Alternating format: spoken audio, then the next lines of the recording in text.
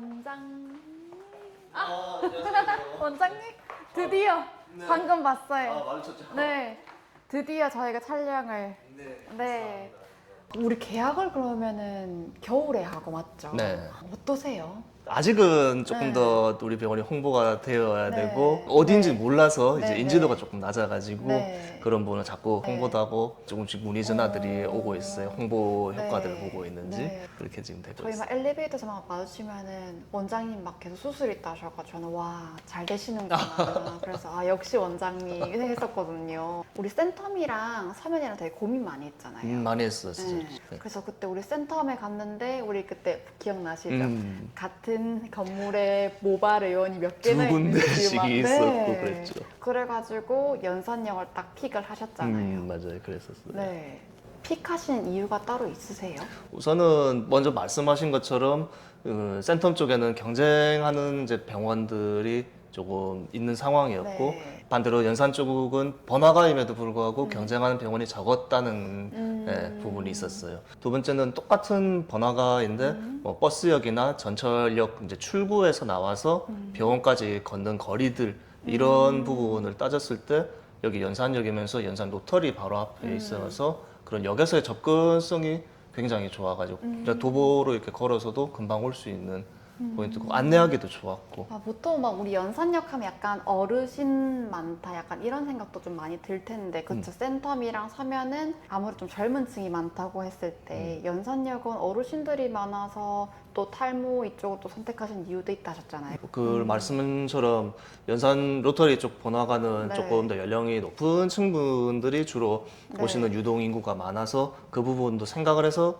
타겟으로 잡고 아 그러면은 모발이 이런 층이 오겠구나. 너무 또 연산역이 또 너무 노인층만 있는 건가요? 아니면 아까 막 젊은 손님도 막 오시던데. 의외로 여기 와서 느낀 점은 네. 연산 로터리 쪽에 유동 인구가 네. 제가 예상했던 것처럼 그런 나이가 있으신 분들만 있는 번화가가 더 이상 아닌 것 같다고 생각을 했어요. 오히려 그런 젊으신 분들도 연산 로터리 쪽으로 많이 또 오신다고 느꼈던 게 손님이 오시는 연령층이 굉장히 다양했어요. 최소 연령이 가장 어리신 분이에요. 만 나이로 했을 네. 때 21살이셨어요.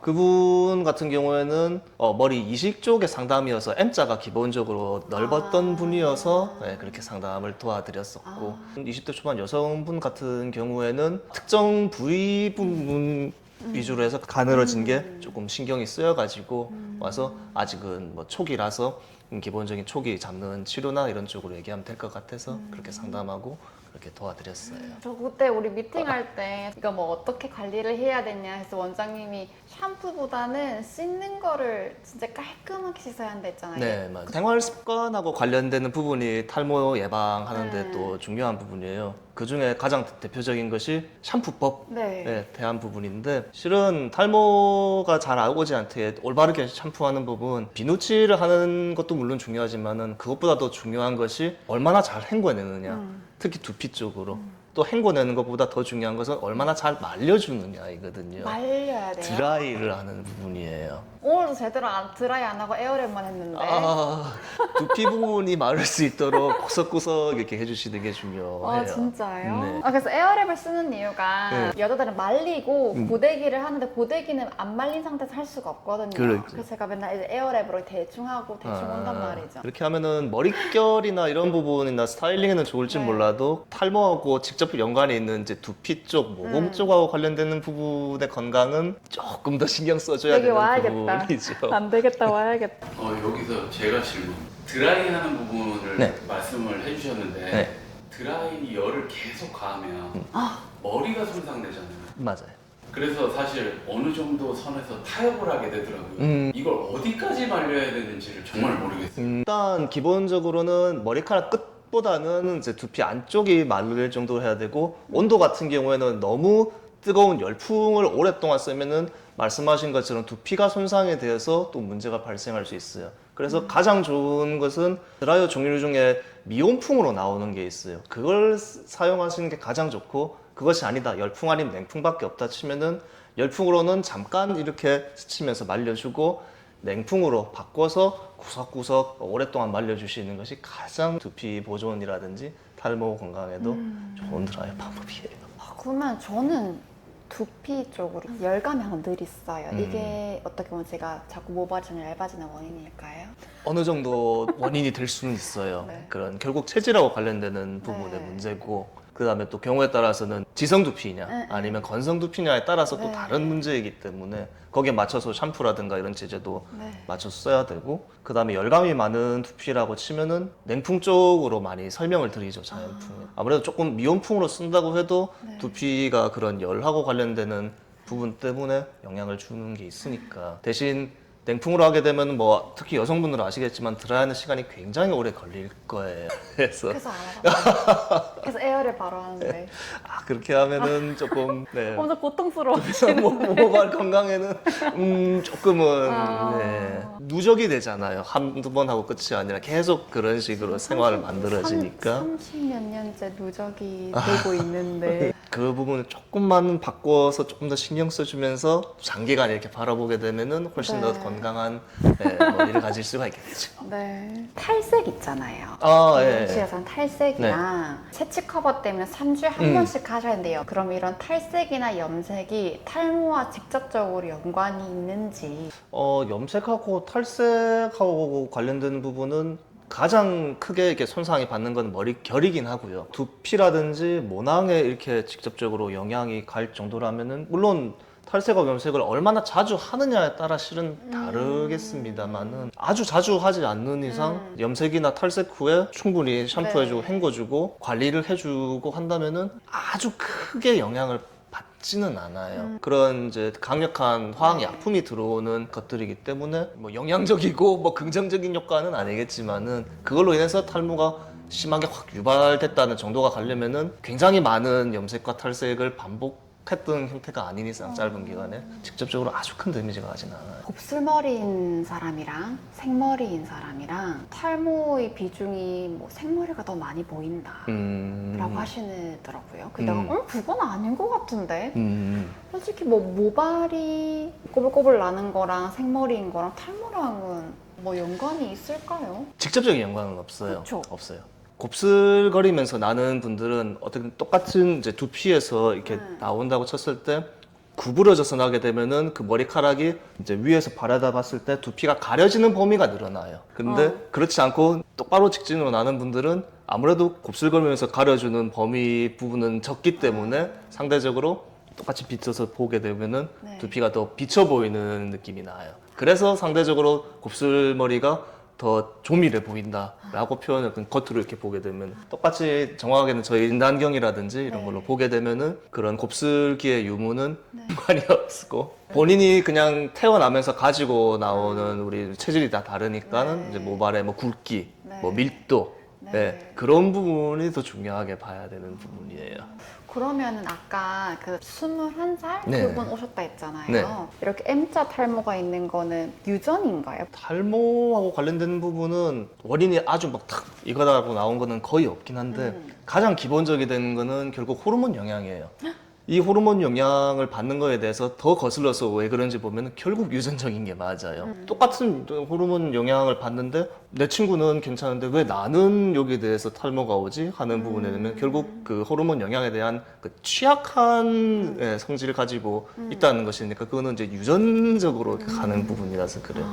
우리가 왜 가계도 조사라고 하죠. 네네. 부계 쪽이라든지 모계 쪽에 탈모나 이렇게 쭉쭉 했을 때 그런 유전적인 영향을 따지고 보고 하는 부분이 바로 거기에 있어요. 호르몬 영향에 약한 유전자들을 가지고 있는 집안 네. 가계가 이제 정보가 쌓이면은 네. 나한테도 그럴 위험도가 높아지게 되는 거죠. 그러면은 우리 삼촌이요. 예. 이거 약을 처방해서 네. 근데 머리가 많이 났더라고요. 음. 원장님 입장에서는 약을 처방을 해주는 게 나을까요? 아니면은 이런 뭐 시술이 더 나을까요? 사람의 이제 그 머리를 봐야 알아요, 정확하게는. 왜냐하면은 이식이 조금 더 유리한 경우는 머리카락이 이렇게 나 있는데 서로 간격이 넓어져 있어서 네. 거기에서 이제 채워 넣는 부분 쪽으로 하기는 이식을 봐야 되고, 네. 간격 자체는 굉장히 조밀하게 붙어 있는데 머리카락들이 전체적으로 가늘어져서 밑에 있는 두피가 비쳐 보인다고 하게 되면은 그 가는 머리카락을 굵게 해주는 치료 쪽으로 하는 것이 조금 더 유리할 수가 있는 거죠. 치료나 약이나 이런 부분은 없는 자리에서 새로 생기게 하지는 않아요. 원래 가지고 있던 머리카락이 자세히 보면은 가늘게 있어서 그냥 우리 눈으로는 잘 안 보였을 뿐 그 네. 친구를 굵게 만들어주면은 네. 없던 머리가 다시 자라네라고 느껴지기는 하는 거지만 실제로는 머리카락이 있는 거죠. 그런 것을 보고 치료 쪽을 결정하고 아예 없는 지역이다, 간격이 넓어서 머리가 없는 지역이면 거기는 이식을 해서 심는 수밖에 없겠죠. 치료를 해도 그 주변 부분만 굵어지게도 거기 공간은 비니까요. 그러면 일단 그냥 환자의 그 상태에 따라서 제시하시는 그 제한이 다르겠네요. 다를 수밖에 없어요.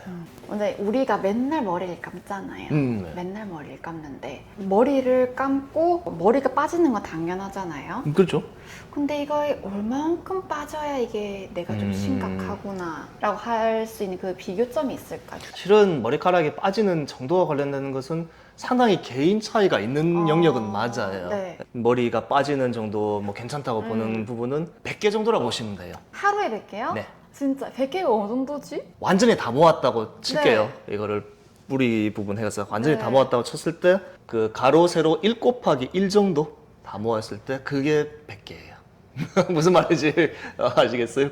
그러니까는 머리카락을 이렇게 나 있는 부분들을 이렇게 다 모아요. 하나하나 겹쳐서 모아요. 모았을 때 자르됐을 때 1 곱하기 1 그 정사각형 안에 또 완전히 다 들어오는 게 100모라고. 더 많이 빠지는 것 같은데? 우리가 100개 빠진 걸 일일이 하나하나 세는 사람은 정말 드물거든요. 네. 그래서 개인 차이도 있다고 해서 이 부분 어떻게 보시냐면 평소에 빠지는 양에 비해서 한 2배 정도 빠지는 것 같다 라고 느껴지는 타이밍이 오랫동안 지속된다. 그러면은 심각하다고 생각을 해야 돼요. 그러면 어떤 계절에 유달스럽게 많이 빠지네? 그러면 막 엄마가 뭐 사람도 털갈이 하는 거야 막 이렇게 그것도 맞나요? 맞는 말씀이에요. 여름철하고 겨울철하고 인간도 그런 털갈이를 해요. 머리카락이 빠지는 양이 많아지니까 탈모가 아닌가 하고 의심하고 오시는 분도 있는데 평소 양에 비해서 어느 정도인 것 같으세요? 물어보고 그런 기간은 어느 정도인 것 같습니다 하고 물어보면서 굉장히 오래된 것 같다. 소위 말하는 털갈이 형식으로 되는 부분은 주일 내외예요, 대부분. 그 이상 넘어가면은 지켜봐야 하는 거네요. 그 이상이다 싶으면은 오셔서 이제 진단을 해보고 그렇게 판정을 또 하게 되죠.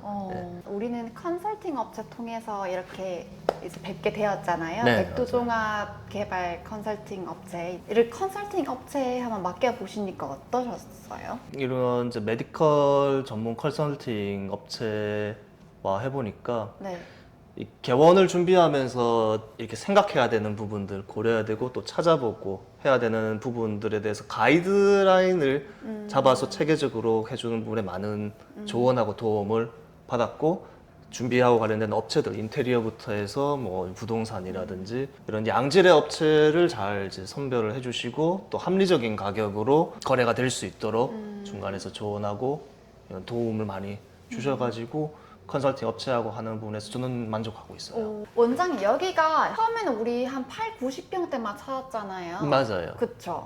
근데 제가 딱 여기를 보여드리고 이 사이즈가 지금 운영하시긴 어떠세요? 운영하는 데는 문제가 없을 정도의 사이즈였어요. 처음에 저도 이렇게 문의드리고 얘기하고 할 때는 조금 더 큰 평수로 해서 찾아보려고 했는데 의외로 69평만 해도 이 정도 운영하는 데는 아무런 뭐 문제가 없는 규모라는 걸 느꼈어요.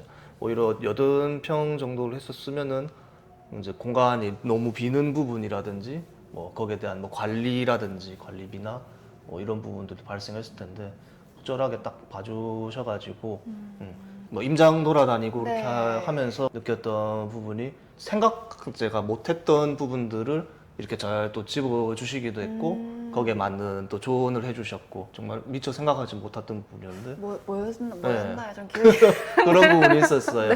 아 맞아요. 우리 그때 기억나는 게 우리 1층에서 커피 마시다가 네. 아 원장님 제가 이거 한 개 보여드리겠다 해서 여기 올라왔을 거예요. 그쵸? 맞아요. 맞죠? 그랬었어요. 맞아요. 그때 막 80평, 90평만 찾는다고 제가 알고 있다가 말씀을 이렇게 나눠보니까 이 사이즈도 어떻게 보면 괜찮을 수 있겠다. 왜냐면 또 가벽을 세우면 또 공간이 훨씬 더 넓어져 보이잖아요. 맞아요.